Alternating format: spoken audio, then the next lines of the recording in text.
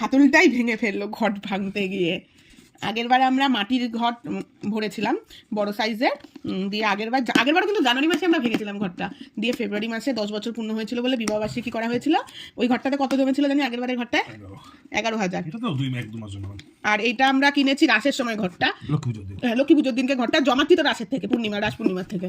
তো রাস পূর্ণিমার থেকে আজকে 8 তারিখ অবধি দেখি কত জমেছে, কারণ আবার যে জানুয়ারি মাসে ভাঙছি, ফেব্রুয়ারি মাসে কিছু একটা করা হবে তার জন্য। তো দেখা যাক এর মধ্যে কত জমেছে। 3 মাস হলো তো নাকি রাস থেকে? নভেম্বর, ডিসেম্বর, জানুয়ারি, 3 মাসে কয় টাকা জমেছে দেখা যাক। আগেরবার তো 11,000 জমানো হয়েছিল, এবার কত হয়েছে? 5-6,000 হয়েছে। দেখা যাক।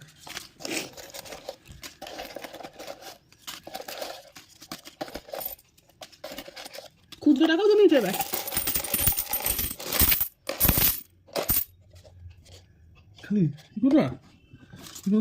সাজিয়ে রেখেছে, এখানে 100 টাকা নোট সাজিয়েছে, এখানে 500 টাকা, এখানে 50 টাকা সাজিয়েছে, 20 টাকা গুনছে।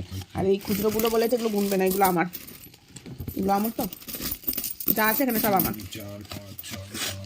এই যে তুমি টাকা গুনলা, এখানে নোট আর এখানে কয়েন দিয়ে মোট কত হলো? 9,890 টাকা। 9,890 টাকা হয়ে গেছে। তো বড় ঘটের থেকে তখন দেখছি ছোট ঘটে নোট ঢুকিয়েই বেশি লাভ হয়েছে। অত বড় ঘরটা কিনে এনে 11,000 কয়েন জমিয়েছিল, আর এটাতে নোট জমানো হয়েছে, সেই তুলনায় বেশি হয়েছে ছোট ঘটে।